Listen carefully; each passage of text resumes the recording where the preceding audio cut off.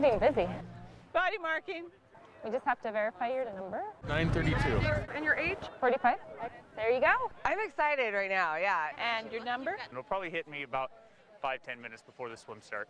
2715. Oh, it's really scary. How many of these have you done? I think when you're standing there at the water's edge, yeah, that's when it really hits you.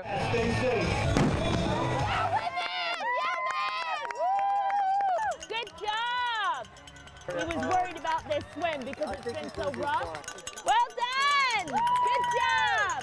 You know, you should come out hopefully in the next 5 minutes. Go, go, go! Take the brakes off! Oh my God!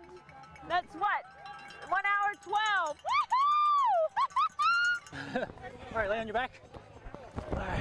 They're peeling their wetsuits. Ma'am, ma'am, ma'am. It's really hard to get your wetsuit off. Okay, on your bottom there. Yeah. We shortened their transition time, so that's pretty nice. On your back. It's really cool to watch them pull their wetsuits off. Good job. Have a good ride. Have a good ride.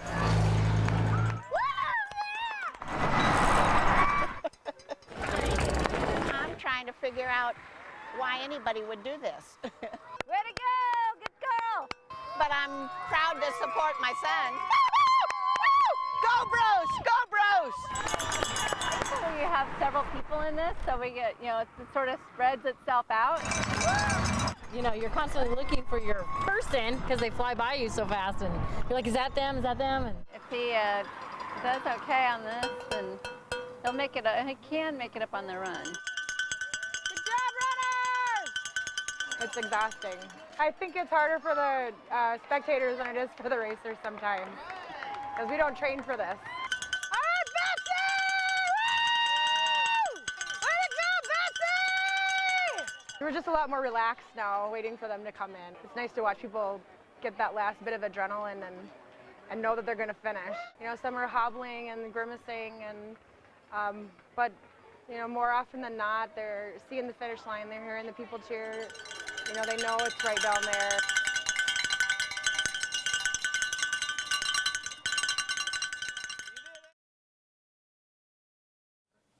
So 3 swings, right? I mean, you can see these sideways hacks coming in.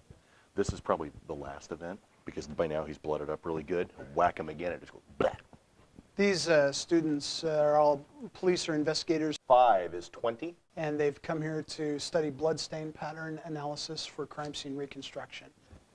Look where that one goes. Today, we have a series of mock scenes that includes a bludgeoning case, a gunshot wound case, a stabbing. Is it realistic?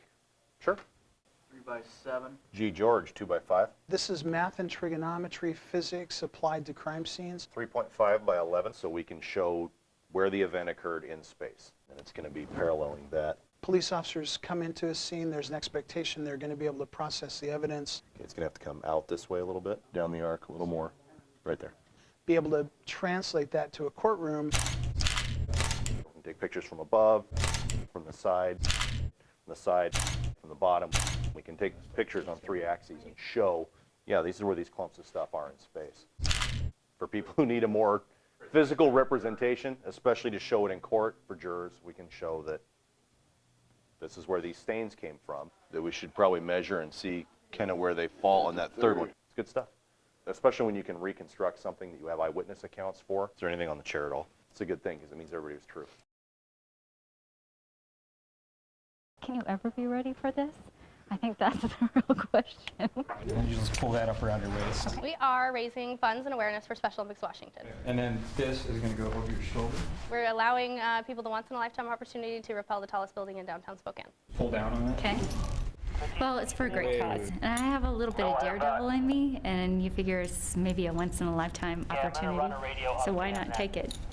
Yeah, make sure that thing's on there.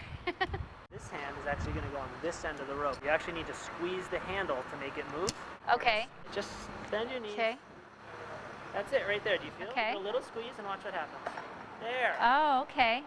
Okay, so the practice wasn't quite as bad as I thought. So you can come up one step now. The scariest part is definitely standing on the edge, and I was only, 2 stories up. I don't know. let's just do this thing.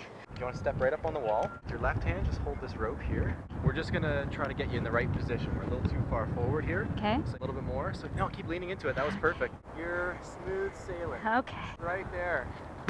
I'm hoping that this will actually help me get over my fear of heights. Left, sweep, left, sweep. Oh, crap! Oh. Oh. Sweet. Holy crap! How's that? Awesome. Good job, high five. Yeah. That was a lot of fun. I think that once you get past the first 5 stories, my heart is beating so fast. I'm so glad I did it. So glad I'd do it again. Oh, got it. Just beyond this access closed sign. Tangle this too easily. Derek Arnold has decided to practice his fly fishing. It's not too crowded out here, so it works pretty well. He lives right down the street from this part of Hayden Lake. Just a couple blocks away. And says the higher water levels make this a great practice spot. The levels are pretty high. It's pretty easy to get down close to the water. But he definitely has noticed this running much higher than in most years. Usually I can be way down there and not even be in the water. And that is why emergency managers have been closely watching the rising water levels. Snow just has been built and built and built. This time of year, experts say there is an unusually high amount of snowpack still left in the mountains. And the concern is the warmer weather is now going to start forcing that snow to come down. Depending on the rate it melts, could rise significantly from where it is today. And in light of all these high water concerns, the county is still taking several preventative actions. The public is still being locked out from walking along the dam, and now they've dumped piles of sand around several spots around the lake. So you can load up your sandbags just in case things start to get really bad. The county is also digging trenches in a nearby field to help the overflow of water drain quicker and easier into the aquifer. But lots of snow brings lots of water, I guess. It's hard to predict what Mother Nature plans on doing with all that snow. You guys are the weather people, so you tell me. And Derek says since he doesn't live on the lake, he welcomes the higher water. The streams are going to be running high. It's pretty all right for fishing. Reporting on Hayden Lake, Mike Perry, KHQ Local News.